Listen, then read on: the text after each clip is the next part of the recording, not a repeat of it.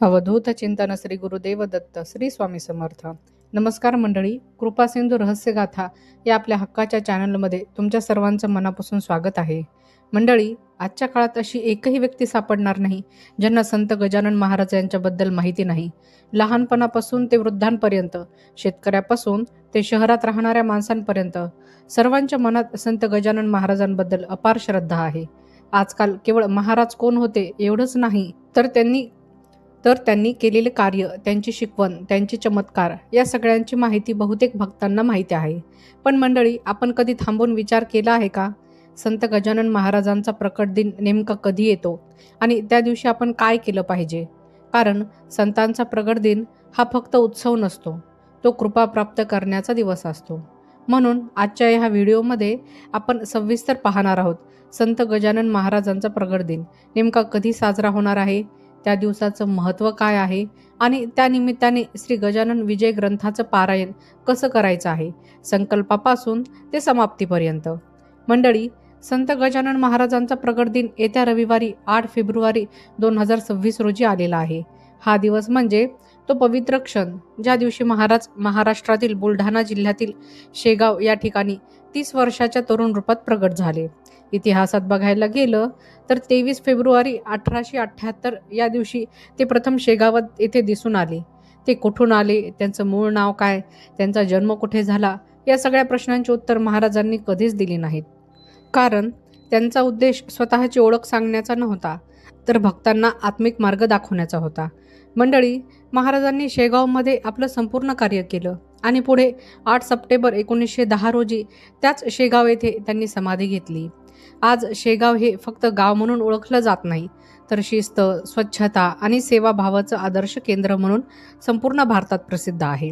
महाराजांनी कधी अंधश्रद्धा मानली नाही, उलट अंधश्रद्धेचं खंडन केलं. कधी जातीवाद स्वीकारला नाही, तर सर्व भक्तांना समान मानलं. त्यांनी सांगितलं, देव मंदिरातच आहे, पण तो माणसाच्या आचरणातही आहे. मंडळी, अशा महान संतांच्या जीवनावर आधारित जो ग्रंथ आहे तो म्हणजे श्री गजानन विजय ग्रंथ. हा ग्रंथ संत कवी दासगणू महाराजांनी इसवी सन 1939 साली ओवीबद्ध स्वरूपात रचला. या ग्रंथात गजानन महाराजांच्या लीलांचं वर्णन आहे, त्यांच्या चमत्कारांची माहिती आहे, पण त्याहून महत्त्वाचं म्हणजे त्यांच्या शिकवणीचा गाभा आहे. मंडळी, हा ग्रंथ वाचताना असं वाटत नाही की आपण फक्त वाचन करतोय, तर असं वाटतं की महाराज आपल्याशी संवाद साधत आहेत. म्हणूनच अशी श्रद्धा आहे की हा ग्रंथ संकट काळात वाचला तर संकट हलकं होतं आणि श्रद्धेने पारायण केलं तर आयुष्याला दिशा मिळते. मंडळी, या विजय ग्रंथामध्ये एकूण 21 अध्याय आहेत. आता हा ग्रंथ आपण 7 दिवसांचा, 3 दिवसांचा किंवा 1 दिवसाचं पारायण अशा तिन्ही प्रकारे करू शकतो. जर 7 दिवसाचं पारायण करायचं असेल तर दररोज 3 अध्याय वाचायचे. 3 दिवसाचं पारायण करायचं असेल तर दररोज 7 अध्याय वाचायचे. आणि जर 1 दिवसीय पारायण करायचं असेल तर प्रगट दिनाच्या दिवशी एका बैठकीत 1 ते 21 असे संपूर्ण अध्यायाचं वाचन करायचे.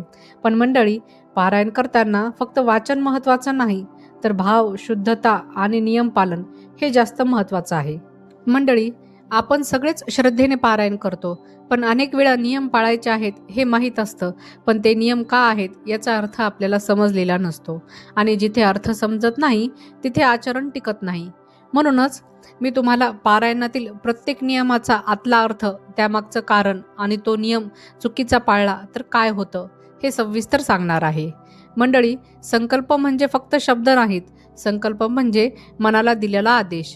जेव्हा आपण म्हणतो मी अमुक दिवस श्री गजानन विजय ग्रंथाचं पारायण करणार आहे, तेव्हा आपण आपल्या मनाला, बुद्धीला आणि अंतःकरणाला एक दिशा देतो. संकल्पाशिवाय पारायण केलं तर ते वाचन होतं, पण संकल्पासह केलं तर ते साधन बनतं. म्हणून पारायण सुरू करण्याआधी शांतपणे बसून मनातल्या मनात तरी नक्की संकल्प करा.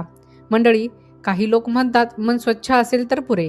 हो, मन स्वच्छ असणं महत्त्वाचं आहे, पण मंडळी, शरीर आणि मन एकमेकांशी जोडलेले आहेत.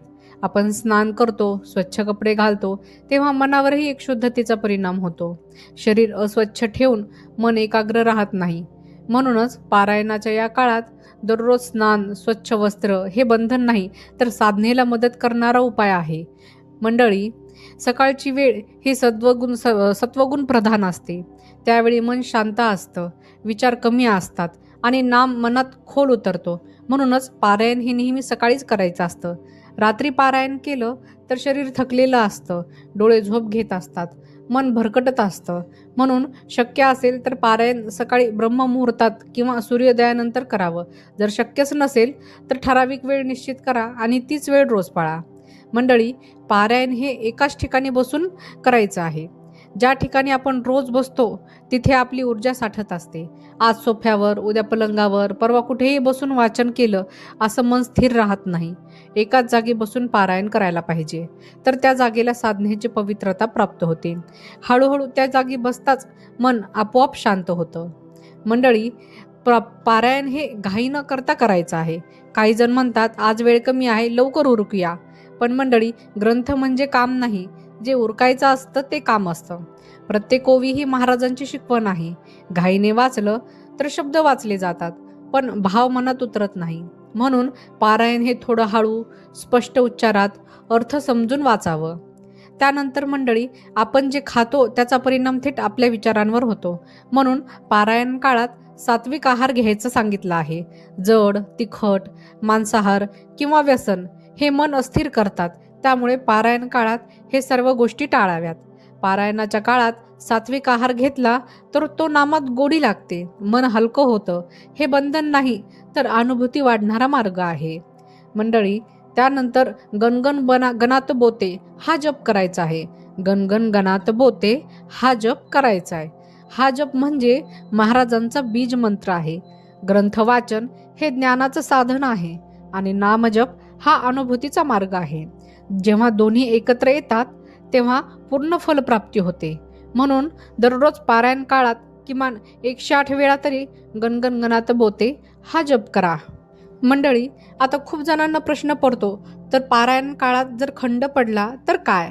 तर खूप लोक हे गोष्ट विचारतात.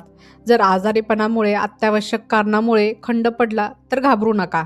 मनापासून महाराजांची क्षमा मागा आणि पुन्हा संकल्प करून पारायण सुरू करा. महाराज हे दयाळू आहेत, ते भाव पाहतात, चूक नाही. मंडळी, आता पारायण पूर्ण झाल्यानंतर काय करायचे? तर जेव्हा पारायण संपेल म्हणजे काम संपलं असं नाही. त्या दिवशी कृतज्ञतेने महाराजांचे आभार माना. शक्य असेल तर अन्नदान करा, गरजूंची सेवा करा, गरजूंना दान करा किंवा गरजूंना मदत करा. हेच खरं उद्यापन आहे. मंडळी, पारायण म्हणजे केवळ वाचन नाही, ती मनाची शिस्त आहे. नियम हे ओझं नाही, ते मार्गदर्शक आहेत.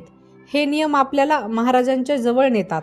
मंडळी, खूप जणांना पारायण करताना खूप वेगवेगळे अनुभव आलेले आहेत. तर काही भक्त विचारतात, पारायण केल्यावर खरंच काही बदल होतात का?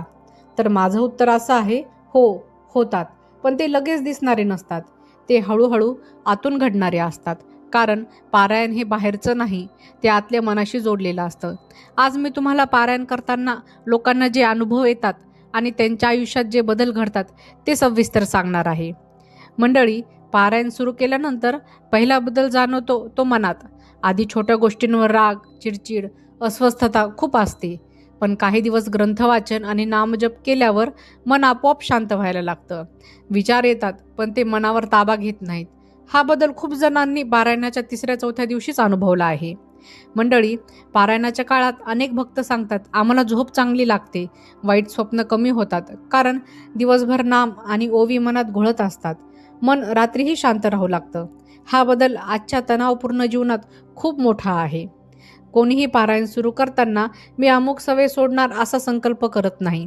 मंडळी, पण काही दिवसांनी आपोआप जाणवतं, राग कमी झाला आहे, खोटं बोलावंसं वाटत नाही, वाईट बोलण्याची इच्छा होत नाही. हे बदल जबरदस्तीचे नसतात, ते आतून घडत असतात. मंडळी, हे खूप महत्त्वाचं आहे. पारायण केल्यावर सगळ्या समस्या लगेच सुटतात असं नाही, पण त्या समस्यांना तोंड देण्याची ताकद आपल्यात निर्माण होते. आधी ज्या गोष्टी असह्य वाटायच्या त्या आता सहज पेलता येतात. हेच महाराजांची खरी कृपा आहे. मंडळी, अनेक भक्त सांगतात, अडचणीच्या वेळी कोणीतरी मदतीला आलं, अडकलेलं काम आपोआप मार्गी लागलं. हे चमत्कार वाटतात, पण प्रत्यक्षात ही दैवी व्यवस्था असते. जेव्हा आपली श्रद्धा प्रामाणिक असते तेव्हा योग्य वेळी योग्य माणसं भेटतात. मंडळी, पारायण करताना हळूहळू माणसाला जाणवतो, मी एकटा नाही, कोणीतरी माझ्या पाठीशी आहे, मला मार्गदर्शन करत आहे, अशी भावना तयार होते. ही भावना खूप मोठे मानसिक आधार देते. मंडळी, आधी भविष्याची भीती, आर्थिक चिंता, आरोग्याची काळजी या सगळ्या गोष्टी मनात घर करून बसलेल्या असतात. पण पारायणामुळे श्रद्धा वाढते आणि जिथे श्रद्धा असते तिथे भीती टिकत नाही. हा बदल फार सूक्ष्म असतो. आपण आधी जे नाही त्यावर लक्ष देतो, पारायणानंतर जे आहे त्याबद्दल कृतज्ञ वाटायला लागतं. ही भावना मन हलकं करते. त्यामुळे पारायण करताना काही भक्तांना अचानक अश्रू येतात. ते दुःखाचे नसतात, ते मन मोकळं होण्याचे असतात. तर काहींना अतिशय गोड शांतता अनुभवायला मिळते. दोन्ही अनुभव योग्यच आहेत.